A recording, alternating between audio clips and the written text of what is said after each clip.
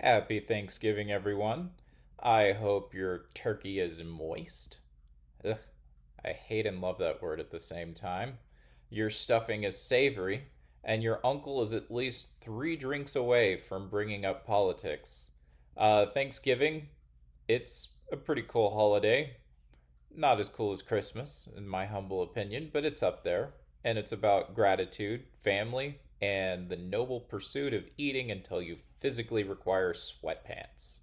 But you know what Thanksgiving dinner has in common with the stock market? The immense temptation to overindulge, to go back for that third slice of pie you know you don't need. In the market, that appetite isn't for pumpkin pie, of course, it's for quick gains. So, today I'm going to talk about ways to avoid financial indigestion and the power of enough. So, we're going to look at 3 mental traps that cause this financial indigestion. And to cure them, we're going to look to the 2 grandfathers of investing, Warren Buffett and the late Jack Bogle. These men didn't build fortunes by chasing the newest shiny object. They built them on patience, simplicity, and a profound sense of humility about what they couldn't know regarding the future. As Buffett famously said, the stock market is a device for transferring money from the impatient to the patient. So let's dig in and talk about how to be patient. Trap number 1, the gambler's fallacy. This is the mistaken belief that if something happens frequently now, it will happen less frequently in the future to even things out. Spoiler alert, probability doesn't work like this at all. So the gambler's fallacy is the guy at the roulette table who sees red hit 5 times in a row and bets the mortgage on black because it's due. Well, it's not. In investing, you see this when the market has been up for 6 months and people sell everything because we are due for a crash. Or conversely, when a stock drops 50% and people buy it because it has to bounce back. How many times have you heard buy the dip? Well, I'm sorry to say, but buy the dip, even though it has worked out recently as a good strategy for a lot of people, it's a fallacy. It's not based on anything other than the blind faith that a stock will go back up. So let's talk about a better way. Nobel Prize winning psychologists Daniel Kahneman and Amos Tversky researched the gambler's fallacy and related phenomenon extensively. They found that the human brain hates randomness. We crave a pattern, even more than seconds of pumpkin pie. We want to believe the universe keeps a scorecard, but the market has no memory. The dice do not know they just rolled a 6. So if they've just rolled a 6, it is on the next roll, they could roll a 6 again. It's just as likely as if you had rolled the dice the first time that you're going to get a 6, which is 1 out of 6.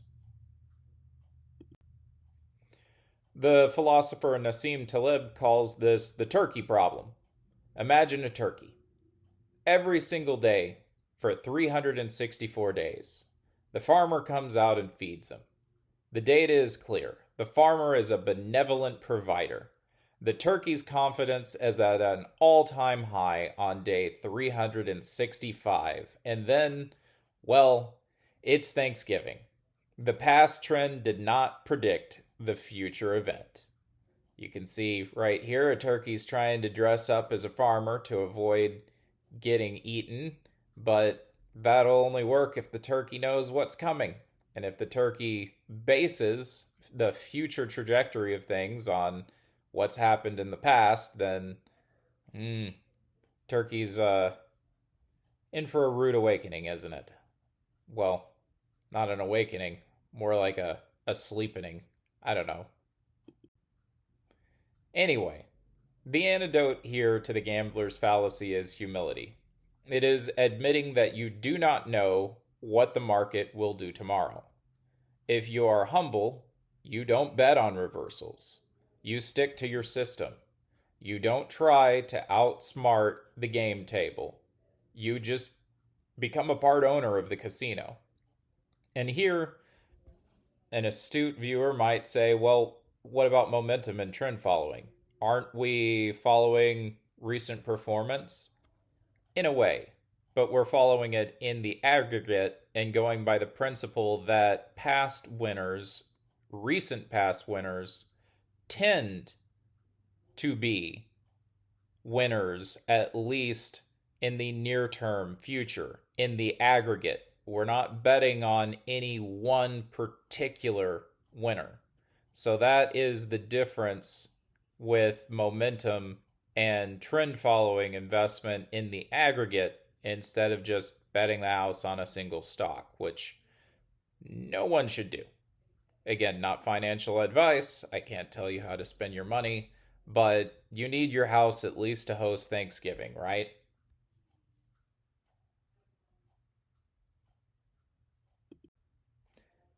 Trap number 2: herd behavior, fueled by FOMO, the fear of missing out. We see this every year after Thanksgiving. Black Friday, people trampling each other for a discounted toaster. In these markets, this is a siren song, okay? In any market, it's a siren song. Let's say you're at a barbecue and your brother in law is bragging about how much he made on some AI crypto space SPAC or something like that. Suddenly, your diversified portfolio feels inadequate and you feel the itch to run with the herd. And that's how it always happens, this FOMO cycle. It starts with bragging at the barbecue, it goes to the itch to run, and then it goes into the third phase, which is the dash to ruin. All too often, we buy simply because others are buying. Doesn't matter if the math makes sense. The crowd's emotions become the sole motivator, and we've got to guard against that. Economist Robert Shiller, who wrote the book Irrational Exuberance, has explained that social contagion, or the spread of emotions through a group, is the primary driver of bubbles in the stock market and other markets. We buy because we see other people buying, and we continue to buy more frantically because other people are buying more frantically. And they see us buying, and we see them buying, and everybody just buys without thinking. The antidote here is gratitude, or what Jack Bogle called the power of enough. There's a famous story about Bogle attending a party at a billionaire's sheltered island resort. Someone told him that a hedge fund manager there had made more money in one day than Bogle had made in his entire life. And Bogle simply replied, "That may be true, but I have something he will never have: enough." If you cultivate gratitude for what you have, you become immune to the herd. You stop looking at your neighbor's plate. You focus on what you have in front of you. And the final trap that we should watch out for is action bias. So think about making gravy. You have to let it simmer. But if you're anxious, you keep stirring it. You turn up the heat. You add more flour. You mess with it until it's a lumpy disaster.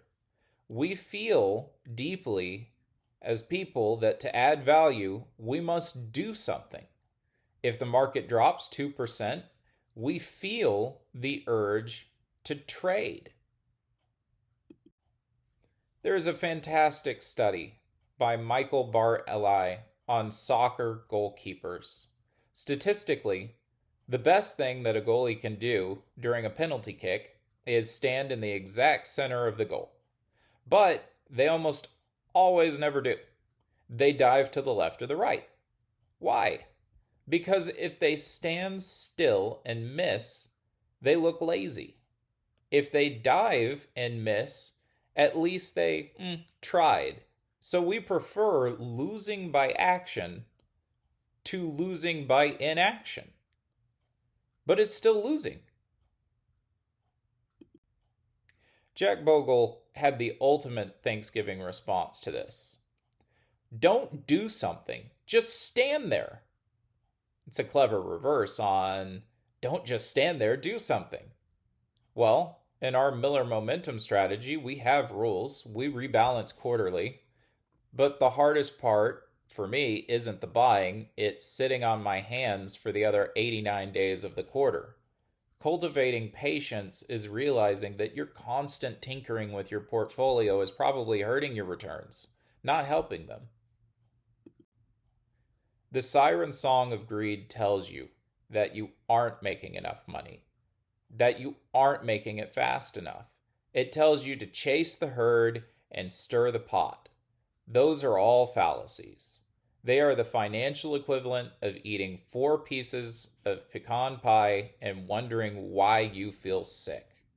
If, for example, you're happy with your target date fund at your employer, well, keep it. If you're satisfied with your default retirement fund and it's meeting your needs, stick with it.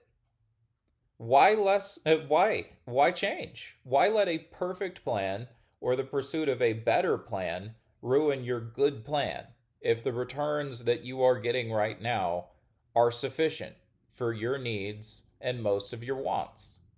Why lose peace of mind trying to chase after more and more gains?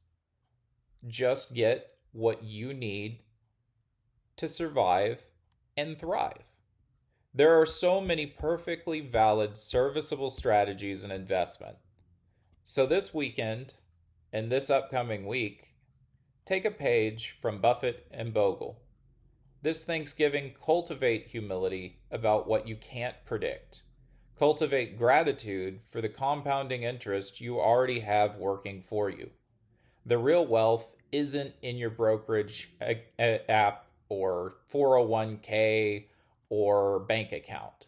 No, your real riches, people, are sitting right there at your dinner table arguing about whether cranberry sauce should come in a can. It should, by the way. But beside the point, your family, your friends, the people that you love, that is where wealth is found, in relationship. Happy Thanksgiving, everyone. If you're thankful for disciplined investing and how it's serving you and those you love, please hit that like button and subscribe to Miller Momentum. Now, go eat some turkey, and I'll see you next time.